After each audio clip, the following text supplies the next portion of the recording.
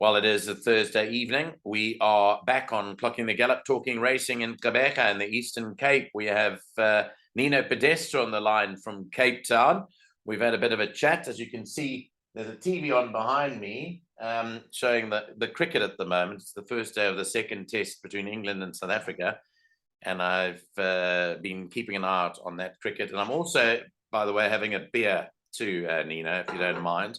I am having a bit of a break, so I've got my beer with me too. But you're going to be talking to us about racing in the Eastern Cape. But before you do that, I don't know if you caught up on the Equus Awards last night, all the big winners of the various categories. Horse of the Year going to Captain's Ransom.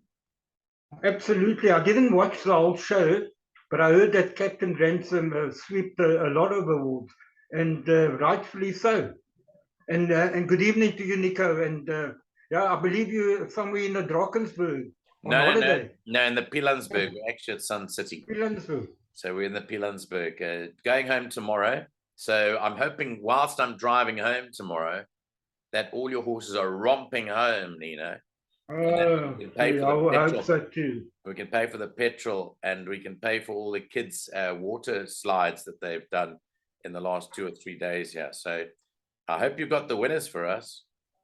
Well, I hope so. I think I might have 2 on the card, Nico, but it's a very competitive card. And, you know, PE is becoming difficult, Make no mistake. It is. It's becoming a very difficult centre to get right. Plus, it's a Polytrack meeting. I'm going to just share Nino's selections right now with everyone, and we'll go through it. 8 races carded. There's only 1 scratching on the card. It is race 7, number 3, whatever next is out. But let's go to the card. I've got the card in front of me. We started with a maiden plate fillies and mares over the 1,200-meter trip here. And Nino, you're tipping number 1 to open up the meeting. That is Samanga Kamala and Alan Greeff. As you mentioned to me before coming on air, Alan Greeff has got both Samanga and Richard Farid back riding for him.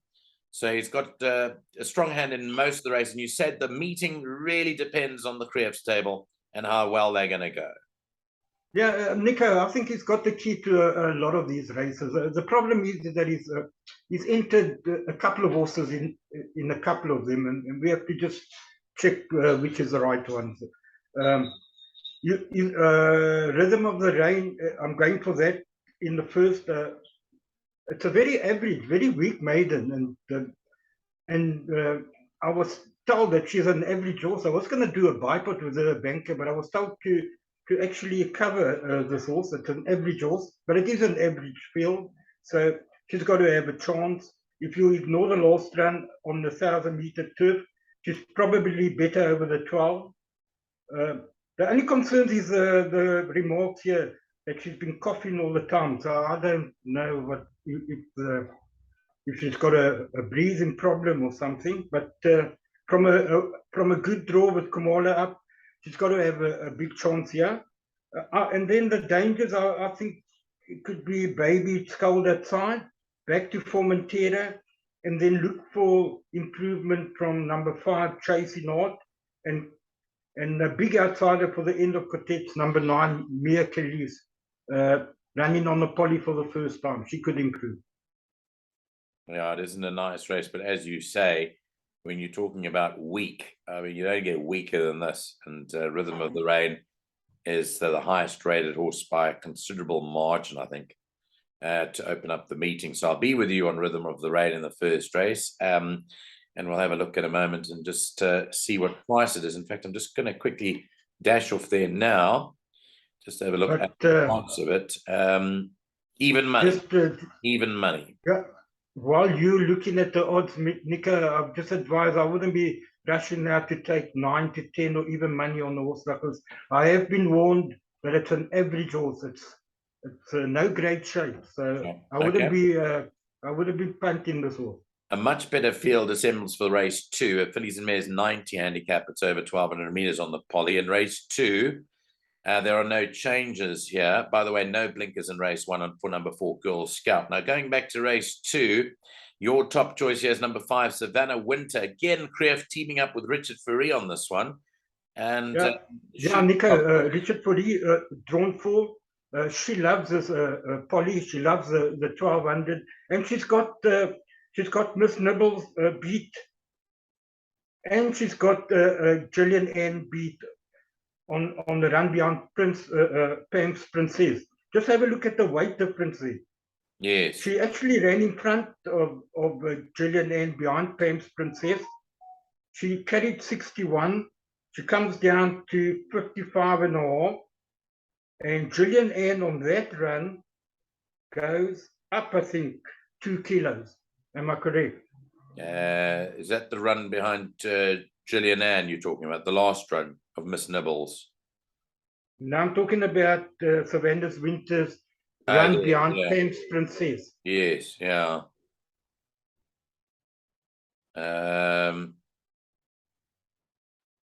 She carried 60. I can see on the run to Miss Nibbles, Savannah Winters down 4, and Miss Nibbles is up 2. So it's 6 kilos for a length and a half, basically. Yeah, so she's got Miss Nibbles. She should have on paper at the weight. She should have Miss Nibbles beaten, and she should have Gillian Ann beaten on the run beyond Pam's Princess.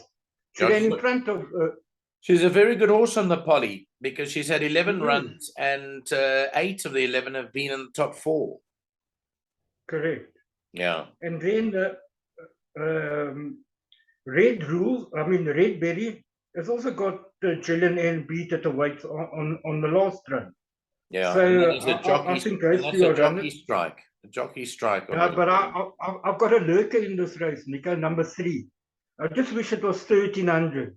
Yeah. My only concern is that it's a 1200. Had this been a 1300, I would have made this a massive runner.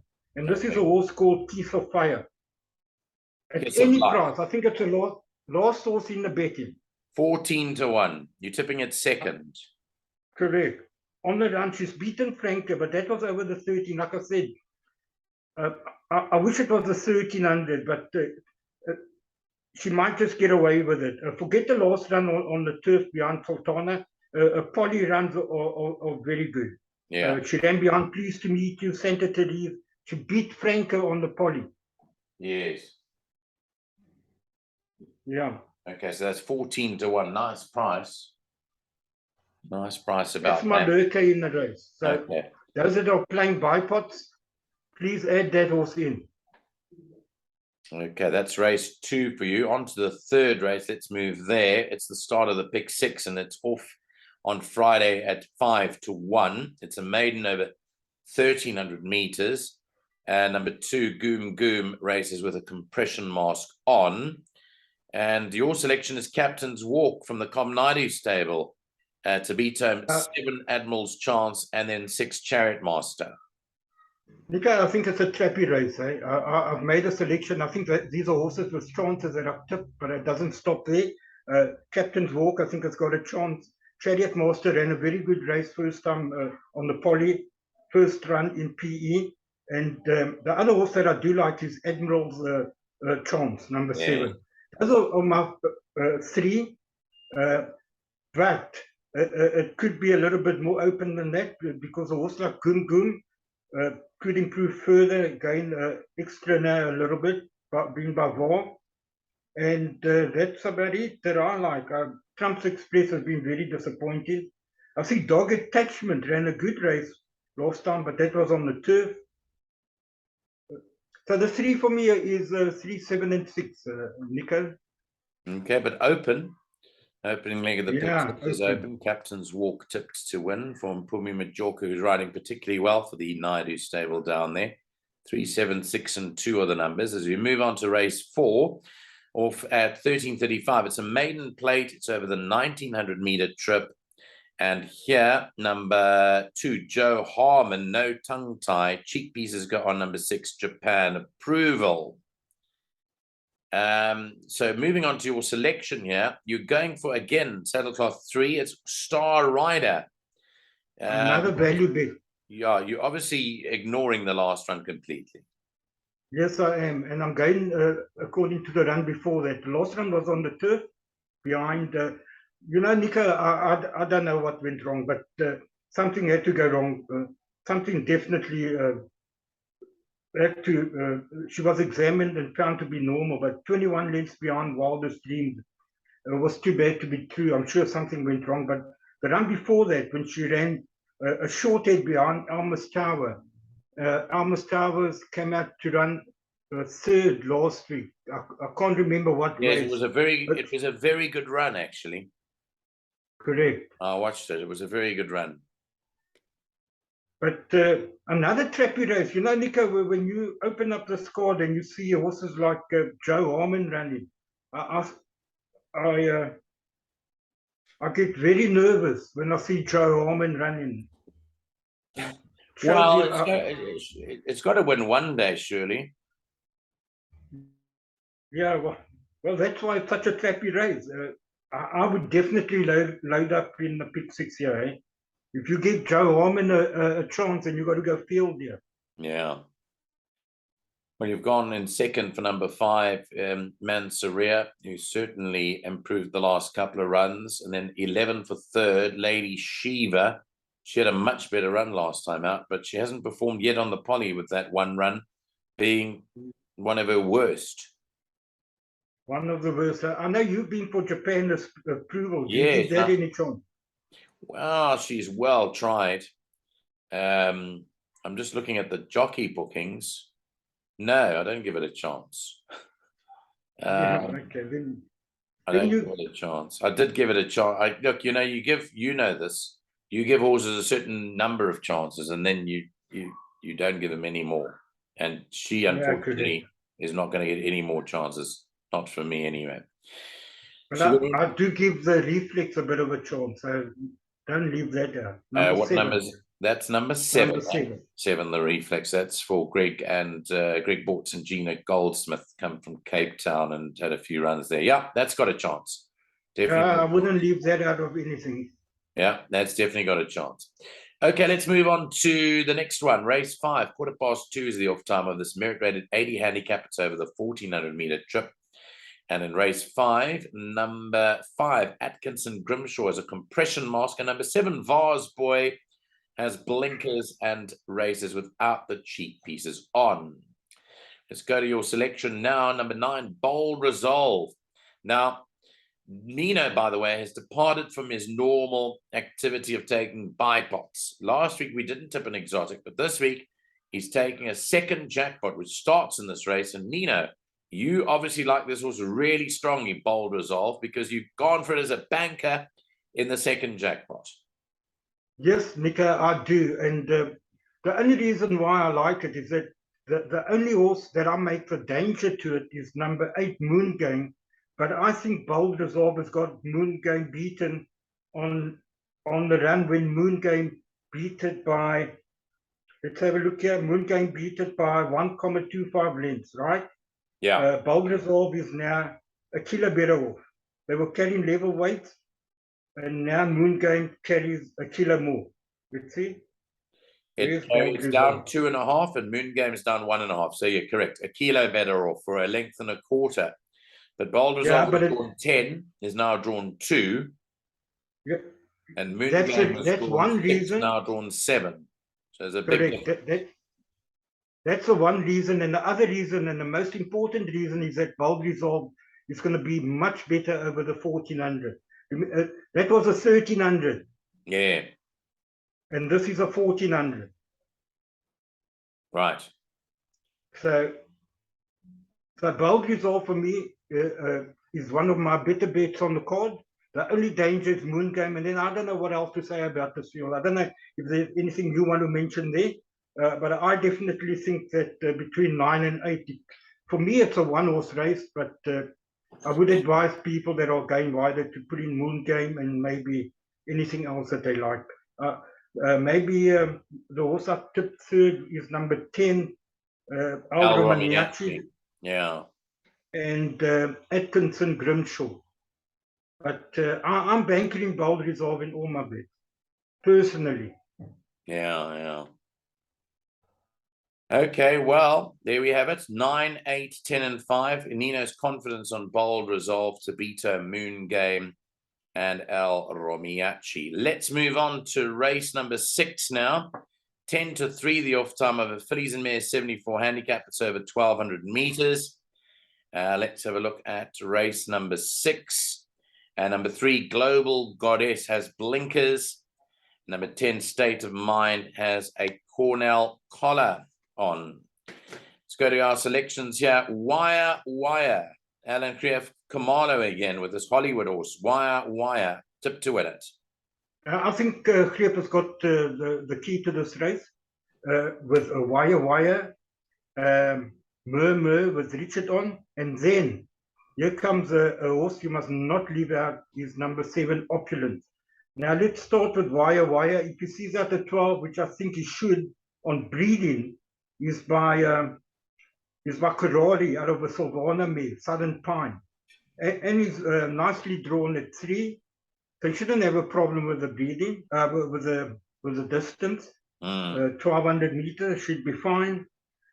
2 good runs in PE behind Fedra that's just gone from strength to strength. I think she's won 3 or 4 in a row. So that's pretty good form. Mur with Richard up. I think that would be the immediate danger. This well-bred dynasty filly by also drawn 5. She's been running in feature races in PE, and she's run behind some very good horses, Cliff Top. She's run behind the Korea twice, and then last time ran behind Port Louis. So that has to go in. The only problem is that she's never run on the poly. All the runs have been on the turf, but she's well drawn. She's got Richard up. So she's got to be a runner. And here's my lurker in the pack is number 7, Opulence. If you look at the last 3 runs behind on the turf, she ran behind Winter Scout, good horse, behind Go Lightly, but more importantly, 4 runs back, she cruised in over course and distance. Yeah. And this is a big price, eh? Yeah, let me just have a look and confirm what price it is. Opulence is 16 to 1 in the market. But she's got a bit of a tricky draw, Nico. But I would definitely put her in all bets. Okay, so that race could be tricky. Nino's going for Wire 7 to 2, number 4 to beat 12, 7 and 1. On to race 7. Let's move on to the 7th now, the penultimate at 25 past 3. It's a racing poly challenge. I think this is first leg of this poly challenge. It's over the minimum 1200 meters, the minimum in the poly challenge races. And you're very strong on a horse here, Inherit the Rain, number 2. Nico, this is the best bet on the card for me. My best bet on the card for 2 reasons. First of all, there's not many horses that can give 4 kilos to Global Drama in PE and beat it. So that's the first reason. The second reason is that Pleased to Meet You ran level weights with Global Drama and couldn't beat Global Drama at level weight. Inherit the Rain beat Global Drama, giving it 4 kilos last time out. Yeah. Global Drama carried 58. Inherit the Rain carried 62. People will say that Global Drama was ridden by a nappy. I think Kachedi rode the Global Drama and that he wasn't given the best of rides. But looking at the race, Inherit the Rain came from way off the pace and mowed them down. And that is another reason that Pleased to Meet You likes to go to the front. And I think that's going to fall in the hands of Inherit the Rain. He's going to go to the front. Likes to set the fraction. That's how he won his last race. Straight to the front and stayed there under Richard Fourie. And I think that's going to play in the hands of Inherit the Rain. So Inherit the Rain, for me, the best bet on the card. Was the only danger, obviously, being Pleased to Meet You. So again, for those that want to go a bit wide, I suggest only 2 horses, 1 and 2. Okay, 1 and 2 if you want to go wider, but Nino's bankering that, I know, in the jackpot, which we'll show in a moment. In the 3rd leg, just wanted to pick up on what you said with regard to the last run. Infinello Zuma, it wasn't Kachedi, it was Zuma. It was Zuma, got the 4 kilo.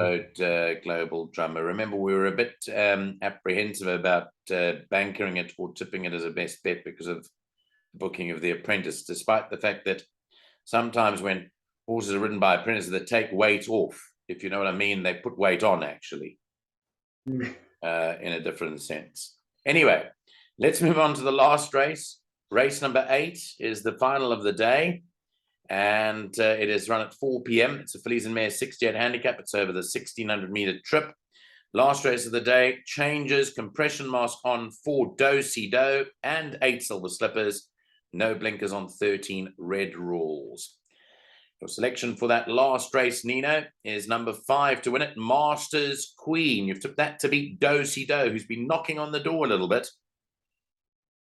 Yes, he has, and I think he's better over the 16. I think the last time over the 1900, maybe a little bit too far. Another very tricky race, Nico. A lot of horses with chances. Masters Queen won a very good race last time on the Poly. Do-Si-Do, as you mentioned, will be a bigger runner over the 1600, will be better suited to him. But there's others here, I think, with chances. Opera Swing, Keeping the Peace, Alaskan Fate can cause an upset. So can Miss Millstream. She ran a good race last time out.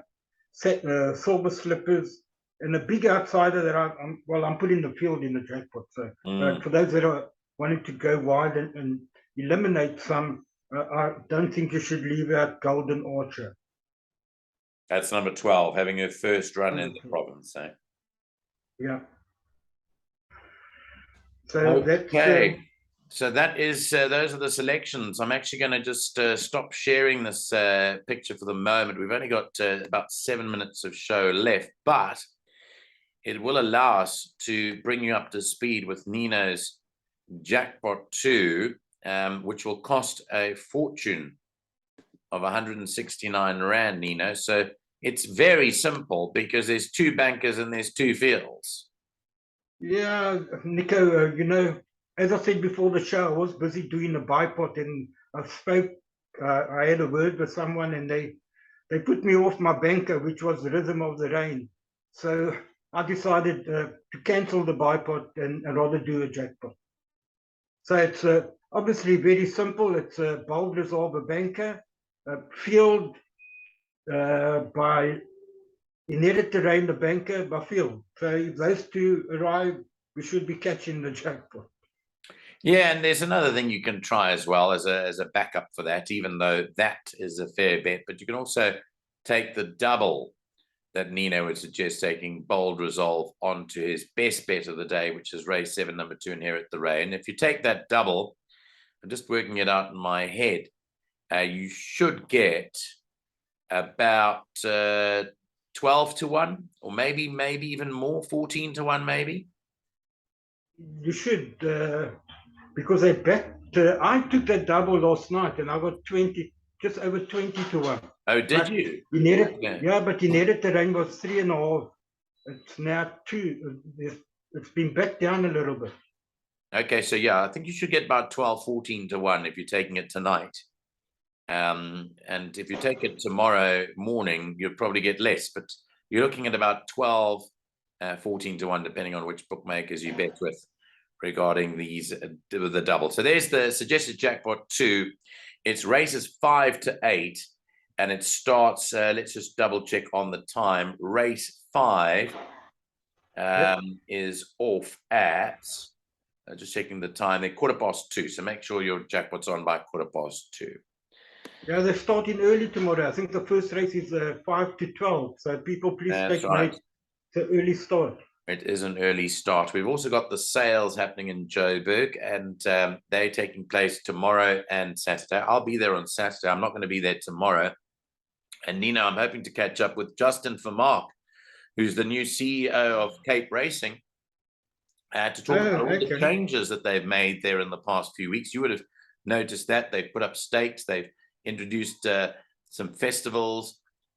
Justin is no stranger to Clocking the Gallop. In fact, he follows Clocking the Gallop, and we've spoken to him at a number of previous sales about what he's been up to. But his life's changed significantly in the last couple of months, because he's now working together with Greg Bortz to try and lift Cape Racing out the quagmire that it's been in for a while. No one really wanted to touch Cape Racing. So I'm going to be asking him, you know, what is it that they're going to do differently? how are they going to turn it around, and how is Cape Racing going to survive in the long run, and how, if it is, tell us how it's going to survive and what plans he's got to make it survive. So that's all going to be an interesting discussion that I'm having with Justin for Mark, which I'll put up on Clock in the Gallop sometime over the weekend. So no rest for us, even though we're on holiday. We're working and we're thinking of things to bring to the public and trying to keep them up to date. But Nino, thanks so much for your input. It's dinner time. Just the quick cricket update is that I think they finished day one. Whilst we've only taken 3 wickets and allowed England to get in 111 runs, we only scored a dismal 150, I think it was all out, or somewhere even less than that. So we've got quite a bit on our plate in the next couple of days. Let's hope and wish the Proteas all the best.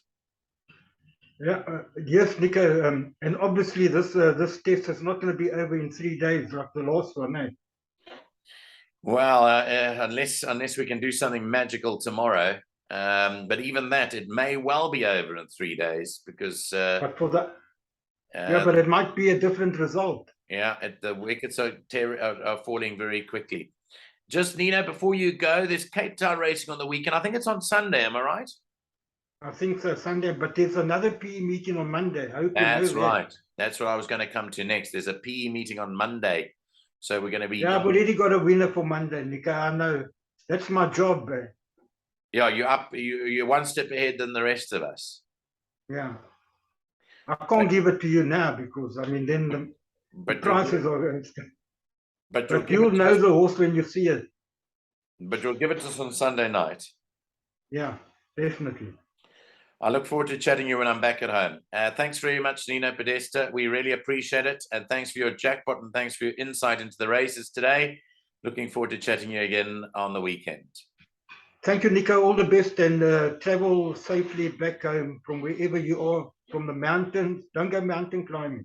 It's too dangerous. No, it's too dangerous. Not for me. I'm firmly tucked up inside now.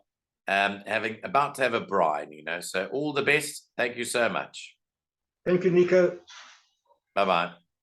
Bye.